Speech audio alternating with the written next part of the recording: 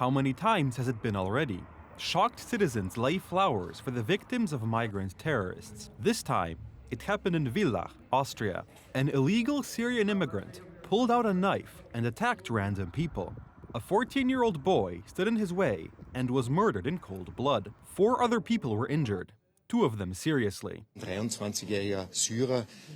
23-year-old Syrian was arrested immediately, but unfortunately, his attack resulted in a fatality. The victims have deep wounds. The perpetrator was an asylum seeker.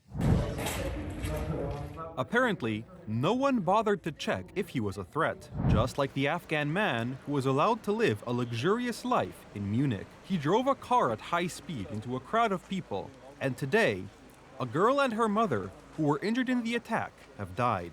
I believe there is nothing more urgent than mass migration. Today, almost 1 in 5 people living in this country moved here from abroad. This is the effect of a disastrous immigration policy.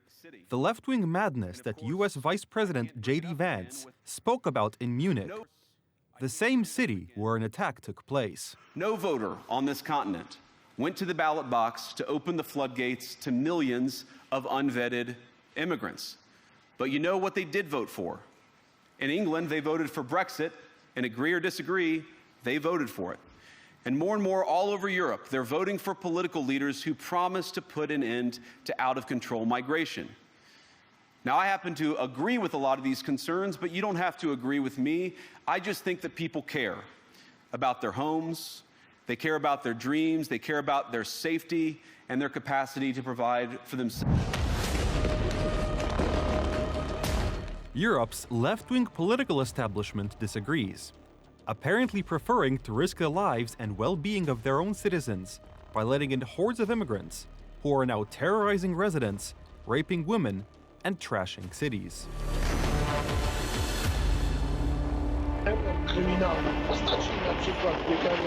Terrorism in the form of, for example, people running around with Kalashnikovs in Brussels metro stations, daily explosions in Sweden, problems in Germany, problems in France. In Paris, some neighborhoods are no-go zones. Same thing in Sweden, in Belgium.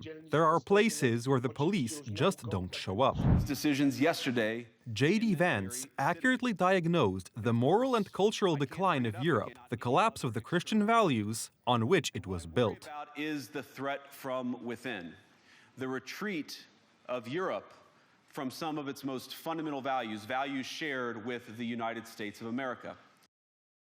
So I come here today not just with an observation, but with an offer. And just as the Biden administration seemed desperate to silence people for speaking their minds, let me conclude, and this becomes difficult. The truth can hurt, especially for Germany, but it would be foolish to expect self-reflection. After the speech of Vice President Vance on Friday, we have to fear that our common value base is not that common anymore. I'm very grateful. This is how the European establishment's vision of security is falling apart. Although, some leaders recognize that J.D. Vance's words were a cold shower for Europe. This is also the moment, and I think the Americans are absolutely spot on this, when we start looking at interim security arrangements. And they are reminded that Europe today is internally weak because it allows migrants to terrorize its citizens, does not guard its own borders, and does not allocate enough resources to defense. President Trump has made abundantly clear he believes that our European friends must play a bigger role in the future of this continent. We don't think, you hear this term, burden sharing, but we think it's an important part of being in a shared alliance together that the Europeans step up while America focuses on areas of the world. It's a remark largely aimed at Germany, which brought the migrant threat to Europe. I am convinced that, after the elections, there will be a majority in the Bundestag that will allow the possibility of increased spending, which is not possible at the moment. It is possible and even necessary to make immediate changes so that the most important values may return to their rightful place. Across Europe, free speech, I fear, is in retreat. And in the interest of comedy, my friends, but also in the interest of truth, I will admit that sometimes the loudest voices for censorship have come not from within Europe, but from within my own country, where the prior administration threatened and bullied social media companies. Our own government. It took an American vice president coming to Europe for the European political establishment to finally hear someone speak the truth to their faces. Gathered here today. But while the Trump administration is very concerned with European security,